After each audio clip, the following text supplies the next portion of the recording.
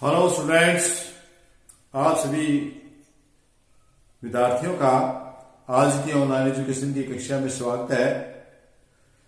प्रिय छात्रों, जैसे कि आप पढ़ रहे हैं 10वीं कक्षा के सामाजिक अध्ययन के अर्थशास्त्र भाग का पाठ नंबर 3 और इसमें जिसका नाम है मुद्रा और साख। आज हम इस वीडियो में इसका पहला भाग करेंगे। तो पहले भाग में जैसे कि पाठ का नाम है मुद्रा और साख, इनकी जानकारी सबसे पहले हम जानना चाहेंगे कि मुद्रा क्या होती है, मनी क्या होती है, मनी एंड क्रेडिट। तो मनी क्या है, सबसे पहले मुद्रा क्या है आपकी, इसके बारे में जानेंगे। उससे पहले मैं 10वीं वाले बच्चों को थोड़ा सा संदेश देना चाहूंगा कि हमारे सामाजिक में एक मुद्रा है, एक मृदा है और एक मुद्रण है। इन तीन शब्दों का अलग अलग अर्थ है, तीनों को बच्चे मिलाकर लिखते हैं जो सर्वथा गलत है। देखिए, इसका मतलब हमारा मनी है, जिसको हम धन कह देते हैं, राशि कह देते हैं मुद्रा। मृदा इसका मतलब हमारा शॉल मिट्टी है। और मुद्रण इसका मतलब हमारा जो हमारा लिखी हुई लिखित सामग्री है, लिखित सामग्री।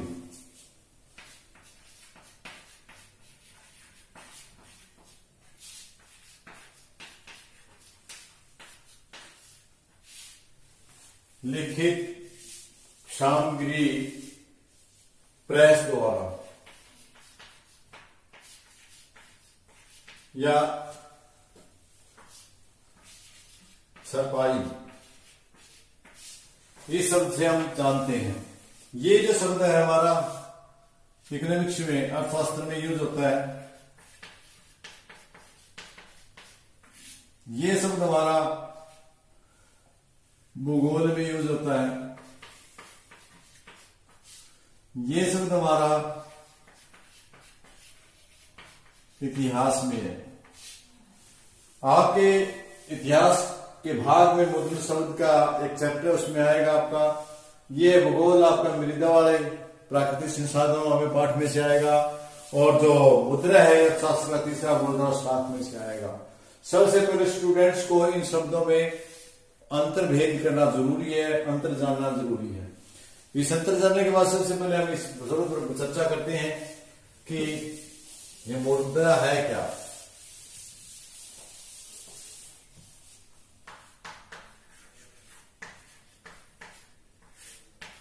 अभी मैंने अंतर बताते हुए आपको बताया था कि है धन को बोलते हैं, अर्थात वह माध्यम जिससे हम वस्तुओं और सेवाओं को खरीद और बेच सकते हैं। और करेंसी और बैंक निष्पक्ष इसके दो प्रमुख रूप हैं। वस्तुओं और सेवाओं को बेच रहा है माध्यम, ऐसा माध्यम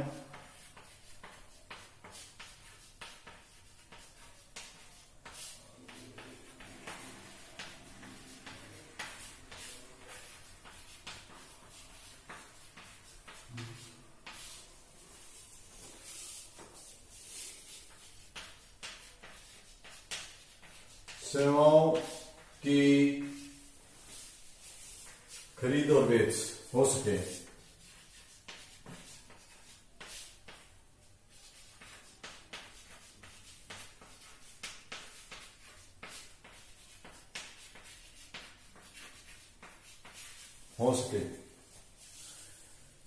एक ऐसा माध्यम जिससे हम वस्तुओं और सेवाओं को खरीद भी सकें और बेच भी सकते हैं, उसको मुद्रा कहते हैं।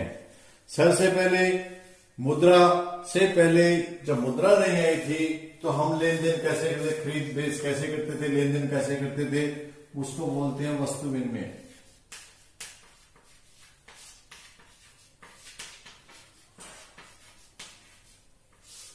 वस्तु विनिमय में वस्तु के बदले वस्तु दी जाती थी।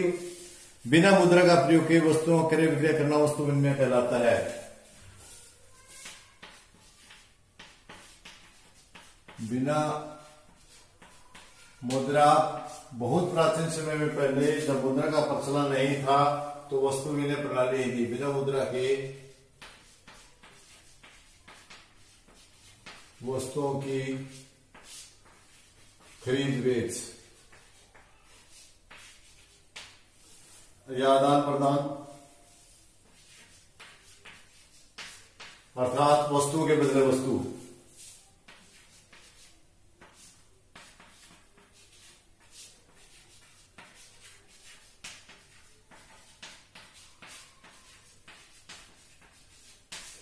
और वस्तु के बदले वस्तु को हम वस्तु विनिमय प्रणाली कहते हैं। आवश्यकताओं का दोहरा संयोग, ऐसी स्थिति जिसमें दोनों पक्ष एक दूसरे की चीजें खरीदने और बेचने पर सहमति रखते हों। नंबर 3,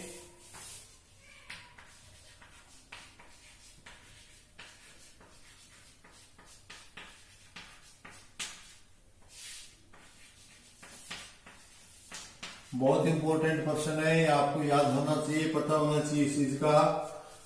आवश्यकताओं का दोहरा संयोग क्या होता है, इसको जानना बहुत ही जरूरी है। आवश्यकताओं का दोहरा संयोग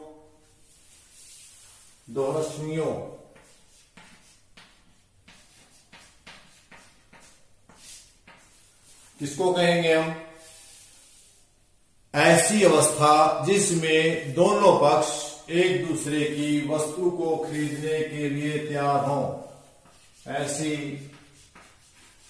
स्थिति या अवस्था जिसमें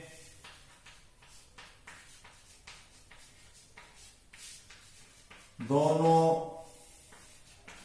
पक्ष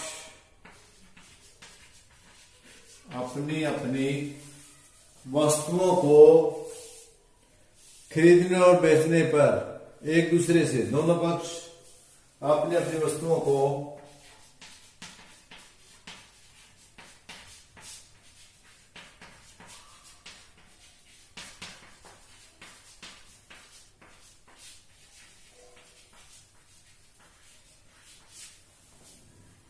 वह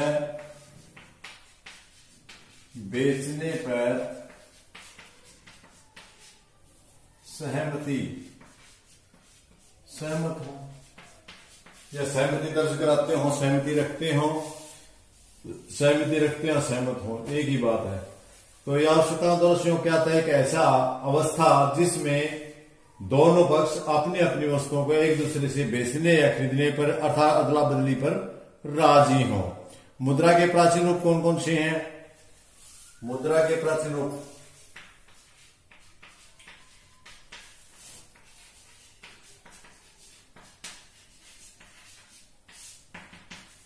मुद्रा वस्तु विनिमय के बाद मुद्रा किस रूप में है? सबसे पहले मुद्रा आई सोने के सिक्के, चांदी के सिक्के, तांबे के सिक्के इत्यादि। प्रत्येक शासन काल में नए सिक्कों का प्रचलन होता रहता था। जो भी राजा आता था, जो राज्य आता था, जिसका साम्राज्य होता था, अपने राज्य चला देता था। सोने के, चांदी, तांबे। मोहम्मद तुगलक ने तो चमड़े के सिक्के भी चला दिए थे। वह अन्य धातुओं के सिक्के, इनको बोलते हैं प्राचीन मुद्रा। अब हम प्राचीन के साथ साथ बात कर लेते हैं आधुनिक मुद्रा की भी। आजकल कौन से सिक्के हैं?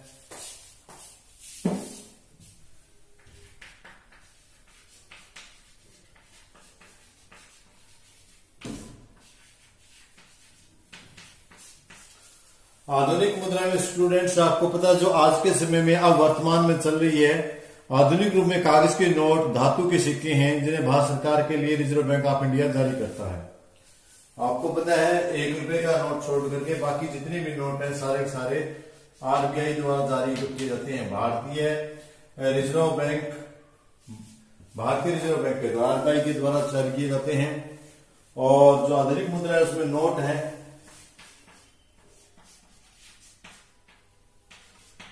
नोट के कागज के नोट, जिसको साख मुद्रा भी कह देते हैं। नोट, मुद्रा, कागज के नोट, धातु के सिक्के 1 रुपए, 2 रुपए, 5 रुपए, 10 रुपए के सिक्के भी प्रचलन में हैं।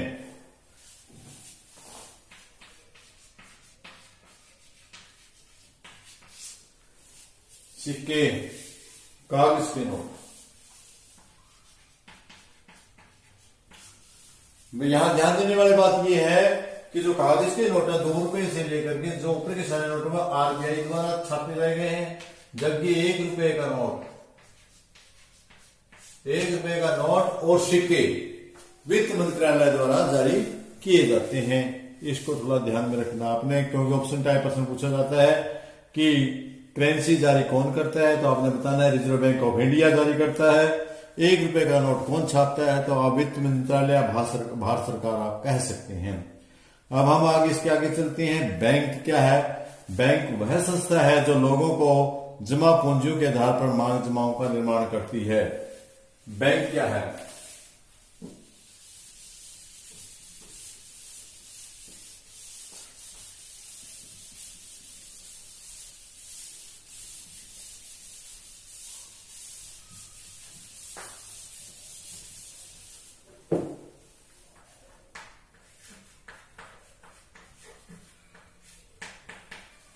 बैंक सभी बच्चे परिचित हैं। बच्चों कभी आप जरूर बैंक में गए होंगे।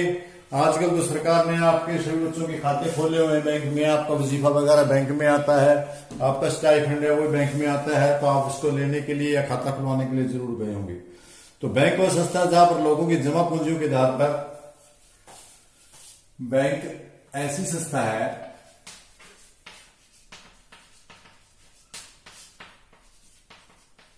जहां, यानी एक ऐसी संस्था जहां पर लोगों की, क्या है, लोगों की, वह संस्था जहां लोगों की जमा पूंजियों के आधार पर, लोगों की जो लोग जमा करते हैं उसको जमा पूंजी, जो खाते में लोग अपने अपने खातों में पैसे डालते हैं, उन जमा पूंजियों के आधार पर मांग जमाओं का निर्माण करते हैं। जमा पूंजियों के आधार पर मांग जमा का निर्माण करते हैं। आपको समझ में आ गया होगा, क्योंकि जहां पर हम जाते हैं पैसा जमा कराते हैं वहां पर हमारा पैसा जमा होता है, तो लोगों के जमा पूंजी को इकट्ठा कर लेती है और आगे उसको ब्याज पे दे देती है, कुछ पैसा वो अपने पास भी रख लेती है। आगे बैंक निक्षेप क्या है? लोगों की अतिरिक्त पूंजी जो बैंकों में जमा है। बैंक निष्पेक्ष नंबर 7, बैंक निक्षेप, जो अतिरिक्त पूंजी बैंक में जमा होती है, लोगों की अतिरिक्त पूंजी जो बैंकों में जमा होती है जो जरूरत नहीं है, किसको बोलते हैं? नहीं, बैंक निक्षेप। लोगों की अतिरिक्त पूंजी जो बैंक में जमा है, लोगों की अतिरिक्त पूंजी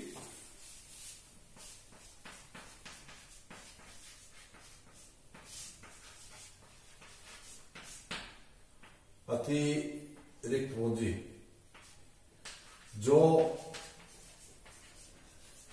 बैंक में है, बैंक में जमा है और लोगों के पास फालतू पूंजी भोग के बाद जो पैसा बच जाता है लोग वहां रख देते हैं बैंक में, उसको बोलते हैं। इसके बाद चेक क्या है?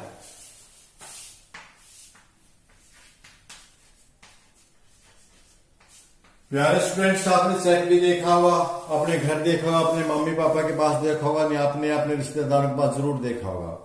यह एक बैंक का आदेश पत्र होता है जिस पर हस्ताक्षर करके कोई भी खातेदार अपने खाते में से किसी अन्य व्यक्ति के धन का भुगतान कर सकता है। क्या होता है? आदेश पत्र। वह आदेश पत्र, यह आदेश पत्र जारी कौन करता है? बैंक करता है। वह आदेश पत्र, कौन सा आदेश पत्र? जो बैंक जारी करता है और जिस पर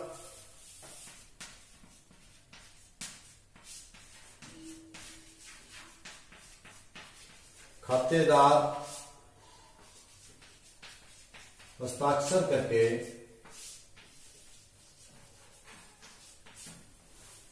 करके अपने खाते से किसी अन्य व्यक्ति को दे सकता है, अदा कर सकता है, भुगतान कर सकता है, कि भुगतान अन्य व्यक्ति को भुगतान करने के लिए कह सकता है।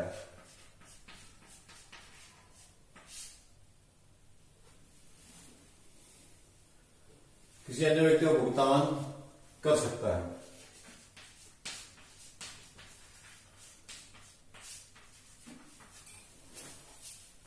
तो चेक एक ऐसा कागज होता है जिस पर खातेदार अपने हस्ताक्षर करके जिस भी आदमी को उसको पैसे देने होते हैं, अदा करने होते हैं, उस आदमी को खाते में भुगतान करने के लिए बैंक को कह सकता है या कैश लेने को लिए कह सकता है।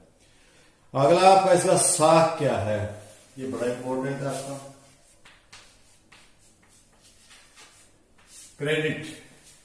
क्रेडिट क्या है?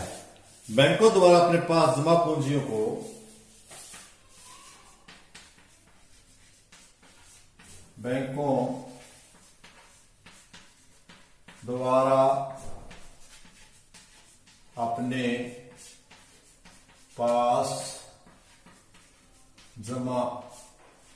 जो खातेदार जमा करवाते हैं उन पूंजियों को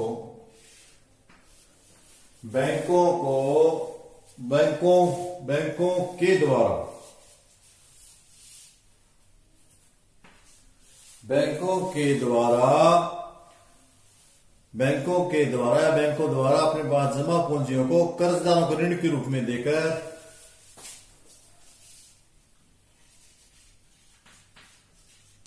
कर्ज को ऋण के रूप में देकर कमाया जाने वाला धन।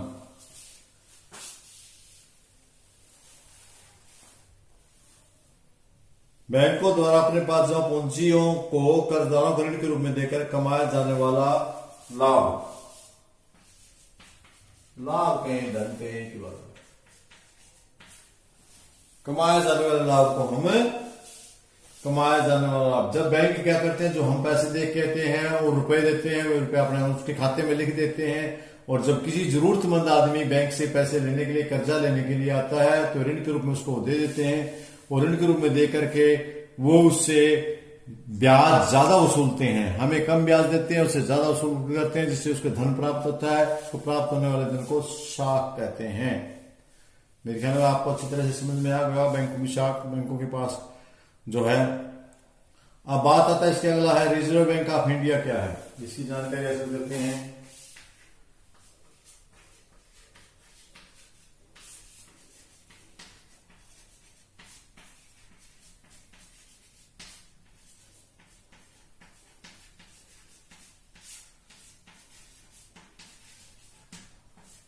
RBI, reserve bank of India. Reserve bank of India ये क्या है? भारत सरकार द्वारा स्थापित वह संस्था है जो भारत में करेंसी जारी करती तथा अन्य बैंकों तथा सहकारी समितियों की गतिविधियों पर नियंत्रण रखती है। फिर से दोबारा से सुने। भारत सरकार द्वारा स्थापित वह संस्था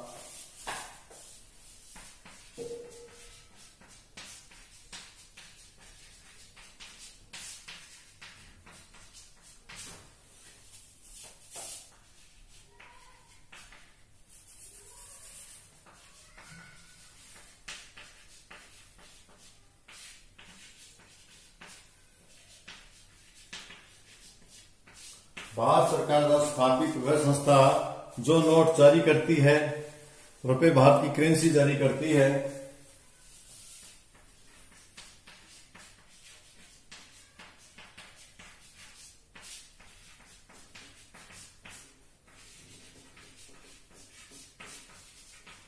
वह बैंकों पर नियंत्रण रखती है। सारा के सारा जो बैंक का सिस्टम है उन सब पर, चाहे वो सहकारी समिति है, बैंकों व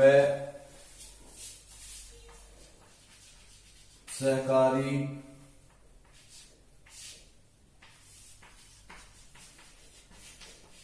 समितियों पर नियंत्रण रखती है। अर्थात यह एकमात्र ऐसी संस्था है जो भारत के लिए नोट छापती है, भारत के लिए करेंसी बनाती है और दूसरे करेंसी धार बैंक जो भी लेन देन करते हैं उन सब का नियंत्रण रखती है, उनकी गतिविधियों पर नियंत्रण। तो स्टूडेंट आगे हम चल रहे हैं पॉइंट नंबर 11 और आज हम कर रहे हैं इस पाठ से संबंधित खास खास जानकारियां जो आप पाठ पढ़ेंगे तो उसके अंदर आपको काम देंगी, आपको बड़ी जानकारियां, मुख्य मुख्य खास खास जानकारियां इस पाठ से संबंधित। हम पॉइंट नंबर 11 इसमें है आपका कर्ज जाल। कर्ज जाल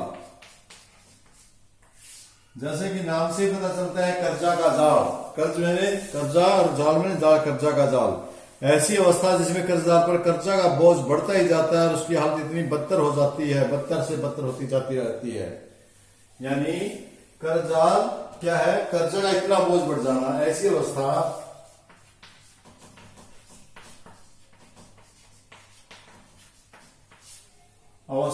जिसमें कर्जदार पर कर्जा का इतना बोझ बढ़ जाना, कर्जदार पर कर्जा का इतना बोझ बढ़ जाना कि उसके समझ में भी नहीं आना कि ज्यादा क्या कर्जा, जिसमें कर्जा ऐसी अवस्था जिसमें कर्जा बढ़ता ही जाता है, बढ़ता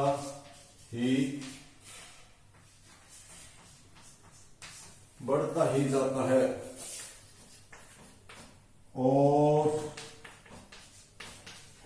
कर्जदार की हालत बदतर से बदतर होती जाती है।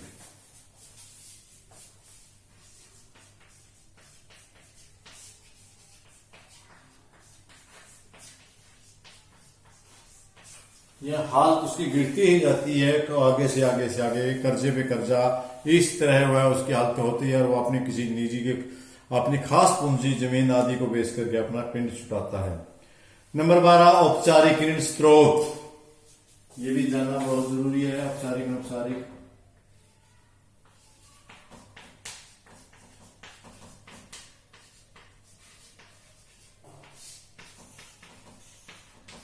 औपचारिक ऋण स्रोत क्या होते हैं, ऐसे स्रोत जिनका कोई सिस्टम होता है। वे ऋण स्रोत होते हैं जो सरकारी नियंत्रण में कार्य करते हैं, जैसे बैंक और सहकारी समितियां जिनका निश्चित समय है, निश्चित टाइम टेबल है, वेतन पाते हैं, एक सिस्टमेटिक ढंग से काम करते हैं। तो वे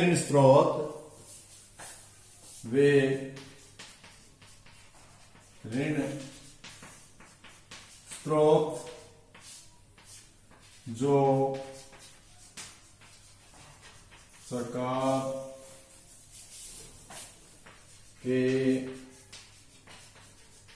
नियंत्रण में काम करते हैं, जैसे बैंक, सहकारी समिति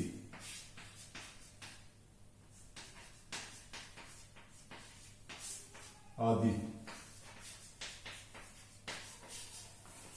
नंबर 13 अगला पॉइंट आपका है अनौपचारिक ऋण स्रोत कौन से हैं, इसका उल्टा हो जाएगा। अनौपचारिक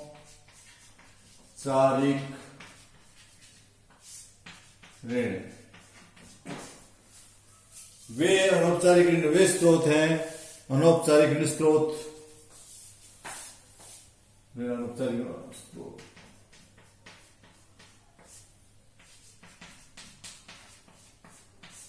जहां से स्रोत वो होता है जहां से ऋण लिया जाए, अनौपचारिक ऋण तो अनौपचारिक ऋण स्रोत कौन से होते हैं? जो सरकारी, ये था वह स्रोत है जो सरकार के नियंत्रण में होते हैं।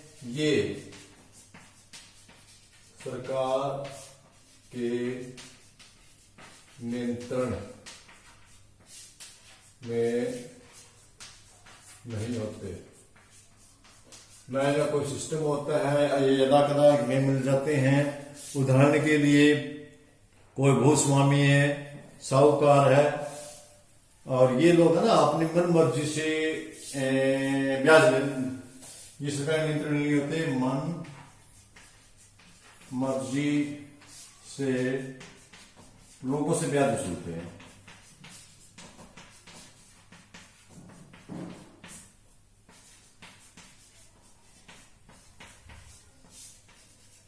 मन मर्जी का या मन मर्जी से लोगों से ब्याज बदलते हैं, लेते हैं। इनमें कौन आते हैं? साहूकार,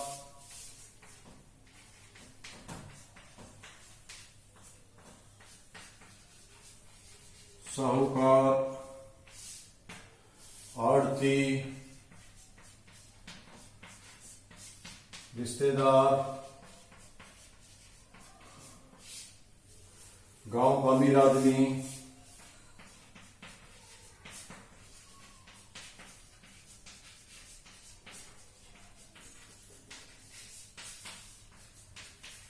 आदि। इस प्रकार से ये लेने देते थे ऋण।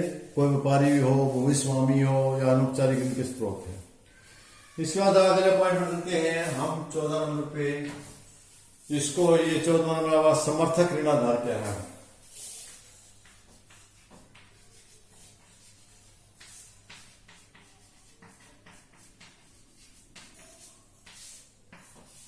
समर्थक ऋणाधार जैसे कि वह संपत्ति से गारंटी के रूप में गिरवी रखकर कर्जा लेता है, उसको समर्थक ऋणाधार बोलते हैं। जिसको रखकर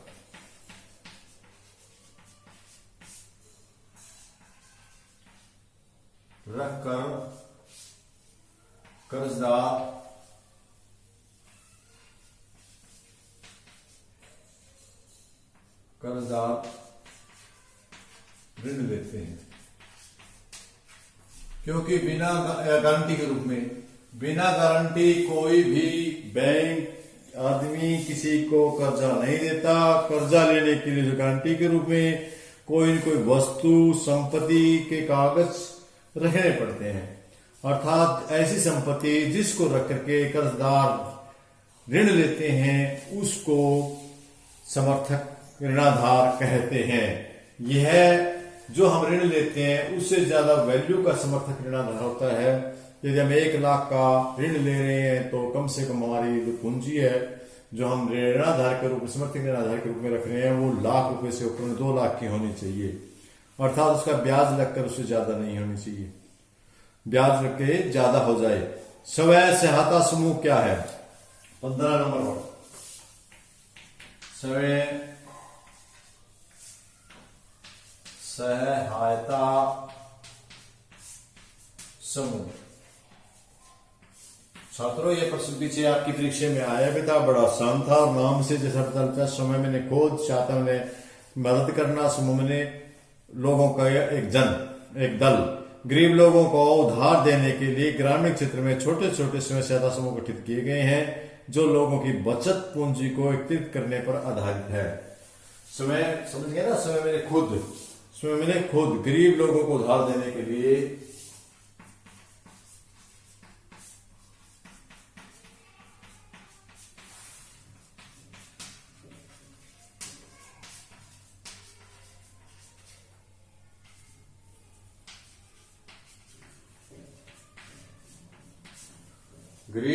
लिए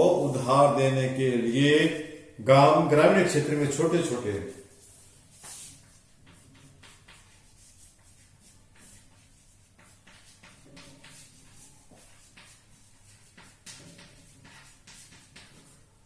स्वयं सहायता समूह यानी खुद अपनी सहायता करें, यानी वो छोटे छोटे सहायता कुछ पूंजी इकट्ठी करते हैं और समूह के द्वारा पैसे जो इकट्ठे किए जाते हैं वो बैंक में जमा होते हैं। बैंक उन लोगों को की बचत है जो पूंजी है वो एकत्रित करने पर करके दूसरों को देते हैं। ये समूह एकत्रित होकर के लोगों की बचत पूंजी को एकत्रित करने पर आधारित है। ये समूह लोगों की बचत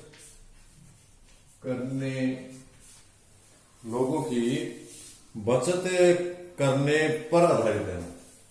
यानी ये आधारित है, अपना छोटा मोटा काम धंधा चलाने के लिए ये समूह बना लेते हैं और ये बचत कर करके इसमें अपना पैसा डालते रहते हैं और ऋण के रूप में से लिया भी जाता है उधार के रूप में। इस प्रकार ये काम करते हैं।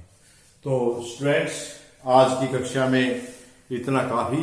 आप इसको अच्छे से पढ़ना है, मनन करना है, पाठ पढ़ना है, इन पॉइंटों को सीखना है। जहां समझ में नहीं आए तो वीडियो को दोबारा से रिप्ले कर लेना है। फिर भी समझ में ना आए तो आप कमेंट में या किसी प्रकार मुझसे पूछ के आप कर सकते हैं। मुझे उम्मीद है आपको अच्छे से याद होगा।